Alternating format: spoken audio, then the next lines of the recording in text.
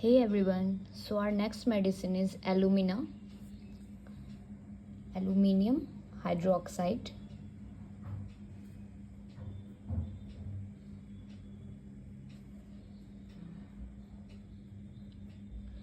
ये बहुत important remedy है, इसके बारे में थोड़ा जान लेते हैं। इसका सोर्स ये मिनरल किंगडम से बिलोंग करता है।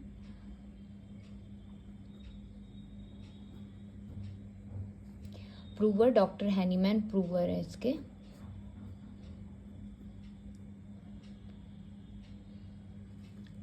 ड्यूरेशन ऑफ एक्शन, तो ये एक डीप एक्टिंग रेमेडी है, तो 40 to 60 डेज अराउंड इसका ड्यूरेशन है।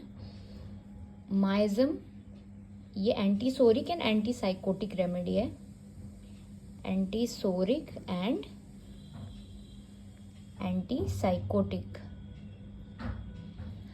अगर हम टेम्परामेंट की बात करें तो ये मेलनकोलिक टेम्परामेंट के होते हैं एंड हाइपोकॉन्ड्रियक पेशेंट होते हैं। कोई भी चीज़ एक्सेजरेट करके बोलते हैं एंड बहुत सैड रहते हैं हमेशा।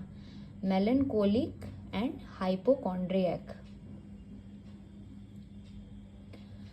डायथेसिस, इनकी टेंडेंसी क्या है, तो ट्यूबरकुलर एंड स्क्रोफुलस टेंडेंसी है। तो डायथेसिस क्या है, tubercular and scrofulous. Tubercular and scrofulous. Thermal reaction, बहुत ज़्यादा चिली पेशेंट होते हैं, इनको ठंड बहुत जल्दी लगती है, so very chilly patient, and ये क्लास 7 से बिलोंग करता है। सो ये हो गया कुछ बेसिक। अगर हम बात करें इसके इंट्रोडक्टरी पॉइंट्स की, तो आपको तो जैसे कि पता ही होगा कि आजकल एल्यूमिनियम को एज अ कुकिंग यूटेंसिल बहुत ज़्यादा यूज़ किया जाता है फैमिलीज में। तो कई बार क्या होता है कि कंटिन्यू यूज़ के कारण इस यूटेंसिल के, तो क्रॉनिक एल्यूमिनियम पॉइजनिंग स्टेट एक पर्सन के अंदर डेवलप हो सकता है। तो ये हो गया। इस केस में क्या होता है कि अगर पोटेंटाइज एल्यूमिनियम दे तो एज अ रेमेडी वर्क करेगी। अब अगर हम बात करें एल्यूमिनियम की, तो एल्यूमिनियम बहुत चीज़ों में प्रेजेंट है, बहुत सारे vegetable, fruits, milk, egg, sea food, है ना। इवन टिश्यूज़ जो है, ह्यूमन टिश्यूज़, बॉडी के जो टिश्यूज़ है उसमें भी प्रेजेंट होते हैं। तो ये काफ़ी हार्मलेस डोज में प्रेजेंट होता है सब चीज़ों में, फ्रूट, वेजिटेबल या फिर ह्यूमन में भी बहुत हार्मलेस डोज में प्रेजेंट होता है। बट अगर यही चीज़ मैंने बताया कि अगर कोई कंटिन्यूसली यूज़ कर रहा है यूटेंसिल्स को वैसे, तो कभी कभी पॉइजनिंग स्टेट डेवलप हो जाता है। अब पॉइजनिंग स्टेट डेवलप होता है, उसके सिम्टम्स क्या आ सकते हैं, तो बर्निंग हो सकता है, बर्निंग बहुत ज़्यादा माउथ में, स्टमक में, थ्रोट में। वॉमिटिंग हो सकती है, मतलब ब्लड के साथ, मतलब हिमेटमेसिस हो सकता है, डिस्निया हो सकती है, टेम्परेचर फीवर हो सकता है, कोऑर्डिनेशन लॉस हो सकता है।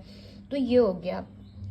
अब एक जे स्पॉफोर्थ थे, इन्होंने लैंसेट में बताया था, लैंसेट एक जर्नल ही जैसा था, तो 1921 में इन्होंने वॉल्यूम 1 में बताया था कि उन्होंने एक पर्सन के बारे में मेंशन किया था जो कि एक मेटल के फैक्ट्री में वर्क करते थे। तो ड्यू टू वो बहुत ज़्यादा समय तक वर्क कर रहे थे, तो एक टाइम पे क्या हुआ था कि उनके सिम्टम्स आने लगे थे, जैसे कि loss of memory, tremor, jerky movement, impaired coordination, constipation, incontinence of urine. तो ये सब हुआ था। तो उनको कैसे ठीक हुआ था, तो ये आपका एल्यूमिनियम के पोटेंटाइज फॉर्म से ठीक हुए थे, और ड्यूरिंग ड्रग प्रूविंग ये चीज़ देखा गया था। नाउ कॉजेशन, इसका कॉजेशन क्या है। फर्स्ट तो ये लीड पॉइजनिंग को एंटीडोट करता है। लीड पॉइजनिंग, ये लीड पॉइजनिंग कहाँ से हो सकता है, तो टॉयज़ में, पेंट्स में, इन सब चीज़ों में आपके लीड प्रेजेंट होते हैं, टॉयज़ में जो पेंट किया होता है तो उसमें, एंड बहुत सारी चीज़ों में। और कॉजेशन इसके अदर क्या है, तो mild summer weather, summer weather में कोई इश्यू हो रही है तो, वाइल ईटिंग, खाने के दौरान, एटसेट्रा। बाकी हम देखेंगे वेट वेदर में भी होता है।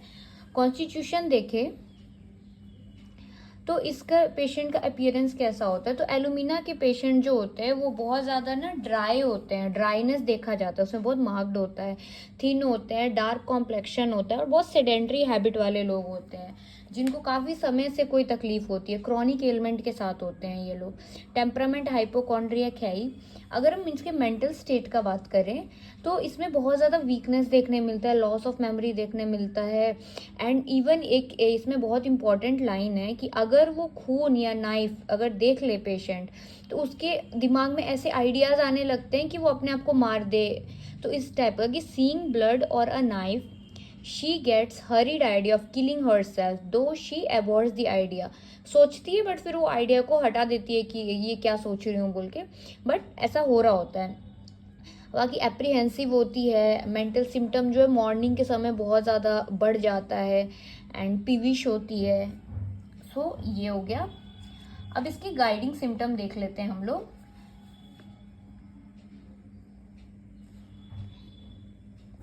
इसमें इनएक्टिविटी ऑफ रेक्टम देखी जाती है, इनएक्टिविटी ऑफ रेक्टम। इसके कारण क्या, कॉन्स्टिपेशन हो सकता है पेशेंट को, उसको कोई डिजायर नहीं होता है, उसको डिजायर नहीं हो रहा है तब तक नहीं होता है जब तक लार्ज एक्यूमुलेशन ना हो जाए। उसके बाद भी अगर लार्ज एक्यूमुलेशन के बाद भी जब वो वॉशरूम में जाती है तो उसको बहुत ज़्यादा स्ट्रेनिंग हो रही होती है, बहुत ज़्यादा प्रॉब्लम हो रही होती है, इतना कि वो सीट पकड़ के बैठती है, पेन हो रहा होता है बहुत ज़्यादा। स्टूल जो है बहुत ज़्यादा कॉन्स्टिपेटेड होता है, हार्ड नॉटी म्यूकस से कवर्ड होता है, क्ले लाइक होता है, एडहेर टू पार्ट में एडहेर हो जाता है, चिपक जाता है, इतना ज़्यादा प्रॉब्लमेटिक होता है उसको। और इसके कारण क्या है, आपका बहुत ज़्यादा पेन होता है, बहुत ज़्यादा प्रोस्ट्रेटेड वुमेन मिलेगी आपको, यूजुअली वुमेन में देखा जाता है। और कॉन्स्टिपेशन कब हो सकता है, नर्सिंग बच्चों में हो सकता है, जो नर्सिंग चिल्ड्रन होते हैं, या फिर ऐसे बच्चे जो कि आर्टिफिशियल फूड ले रहे हैं, या फिर बॉटल फीड बेबीज़ में, या ओल्ड लोगों में, है ना, या वुमेन में, ड्यू टू इनएक्टिव रेक्टम। अब डायरिया भी हो सकता है जब वो यूरिनेट करने जा रही है, तो मतलब कंट्रोल नहीं है रेक्टम में, इस कारण से जो रेक्टम इनएक्टिव है उस कारण से उसको स्ट्रेन पड़ रहा है, तो यूरिनेशन भी साथ साथ हो जा रहा है। अब इसका ल्यूकोरिया भी इंपॉर्टेंट है। ल्यूकोरिया एक्रिड होगा, बहुत ज़्यादा जलन वाला, बहुत ज़्यादा होगा, प्रोफ्यूज होगा, रनिंग डाउन दी हील्स, और डे टाइम में बहुत ज़्यादा होगा, ठीक है। एंड आफ्टर मेंसेस इसके सब डिस्चार्ज ना बहुत प्रोस्ट्रेटिंग होते हैं, बहुत ज़्यादा थका देने वाले होते हैं। तो after menses exhausted physically and mentally, दोनों तरह से, इवन बोल भी नहीं पाती है, scarcely able to speak, talking fatigue, faint and get tired, must sit down, इतना ज़्यादा थक जाती है कि बैठ जाती है, बोलती भी नहीं है, बोलती है तो थकान हो जाता है। सो ये हो गया। अब कुछ स्किन इरप्शंस है इसमें, जैसे टेटरी इचिंग इरप्शन, जो कि विंटर में वर्स हो जाते हैं, एंड काफ़ी इचिंग हो रहा होता है उसमें, ठीक है। अगर वो बेड पे गई, बेड के वार्मथ से उसको इचिंग स्टार्ट हो जाती है, तब तक इचिंग करती है जब तक वो ब्लीड नहीं कर देते, और जब वो ब्लीडिंग हो जाएगा तो वो पेनफुल कंडीशन हो जाएगी। तो ये हो गया। एंड इसमें बहुत ज़्यादा ड्राइनेस भी होता है, इस कारण से भी इरप्शन देखने मिलता है। एंड अगर हम बात करें अटैक्सिया की, तो इसमें अटैक्सिया देखने मिलता है कि वो जो है आंख बंद करके नहीं चल सकती, आंख बंद करके उसको खड़ा करोगे तो वो स्टम्बल कर जाएगी, वो आंख खोल के चल सकती है और डे टाइम में चल सकती है, आंख बंद करेगी तो मैंने जैसे कि बताया वो गिर जाएगी। और बाकी और इरिटेटिंग थिंग जो है, सॉल्ट, वाइन, विनेगर, ये सब उसको कफ प्रोड्यूस करता है। उसको पोटैटो का डिज़ायर होता है, पोटैटो खाना पसंद है, सॉरी, पोटैटो का डिज़ायर नहीं होता, पोटैटो का एवर्जन होता है।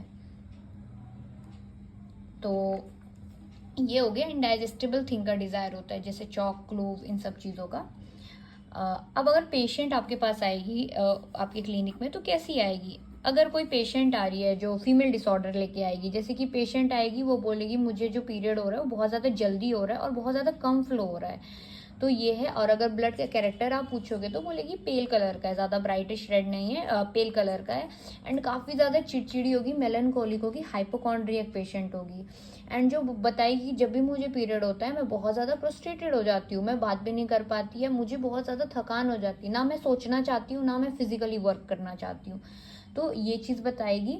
एंड कई बार होता है कि ल्यूकोरिया के केस में भी पेशेंट आते हैं कि बहुत ज़्यादा एक्रिड हो रहा होता है, इतना प्रोफ्यूज हो रहा होता है कि वो हमारे हील से पास हो रहा होता है, मतलब साइड से पास हो रहा होता है, तो इस टाइप से हो गया। एक्सकोरिएट करेगा, जलन होगा, येलो कलर का भी हो सकता है और दिन के समय में बहुत ज़्यादा होता है, तो ये सब हो गया। एंड इसके साथ साथ पेशेंट क्या, आप जब और की डिटेल केस टेकिंग लोगे तो आपको पता चलेगा पेशेंट चिली है, कॉन्स्टिपेटेड है, और इसको पोटैटो खाना पसंद नहीं है, एंड बहुत इनडाइजेस्टेबल थिंग्स की क्रेविंग होती है, प्रेगनेंसी में ज़्यादा देखा जाता है ये, तो इसको पाइका बोलते हैं। अब गैस्ट्रोइंटेस्टाइनल डिसऑर्डर लेके क्या आएगा, तो पेशेंट को वही चारकोल, क्लोव, कॉफ़ी, इन सब चीज़ों के इनडाइजेस्टेबल थिंग्स की आपको डिज़ायर होगा। एंड पोटैटो डिसएग्री है इस पेशेंट में, उसको मीट से एवर्जन है। एंड कुछ भी चीज़ पेशेंट लेता है इरिटेटिंग, जैसे सॉल्ट, पेपर, ये सब चीज़, तो कफ कॉज करता है, वो ये हो गया।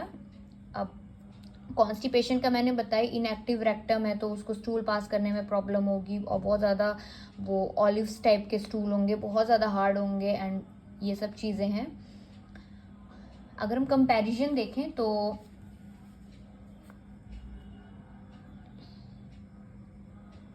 कंपैरिजन में हम पल्सिटीला के साथ इसका नेजल कैटार दे सकते हैं कि पल्सिटीला में जो है उसका टेम्परामेंट ये देखते हैं कॉन्स्टिट्यूशन, तो इसमें बहुत टीयरफुल टेम्परामेंट है, कॉन्स्टिट्यूशन फ्लैग्मेटिक होता है, बट एलुमिना में कॉन्स्टिट्यूशन थिन एंड ड्राई होता है।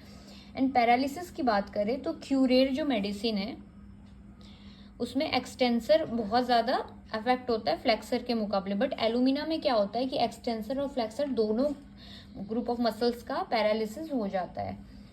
Now pharmacy point of view से देखते हैं।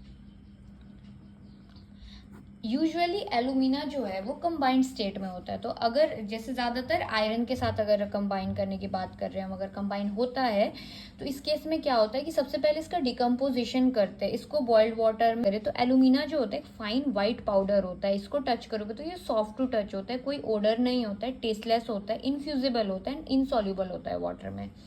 और एलुमिना को जो है ट्राइचुरेट करते हैं under class 7। And physiological action की बात करते हैं तो ये मोटर नर्वस सिस्टम पे एक्ट करता है और ये पैरालिटिक कंडीशन डेवलप करता है। इसमें एक्सट्रीम ड्राइनेस होती है, लैक ऑफ सेक्रीशन होती है, इरिटेशन देखा जाता है। तो ये सब हो गया। थेराप्यूटिक्स की बात कर रहे हैं तो एनस इफेक्शन में देखा जाएगा, कॉन्स्टिपेशन में, स्किन अफेक्शन में, डायरिया में, डिसेंट्री में, एक्जिमा में। एंड पोटेंसीज की बात करें तो according to susceptibility of patient आप पोटेंसी डिसाइड कर सकते हैं।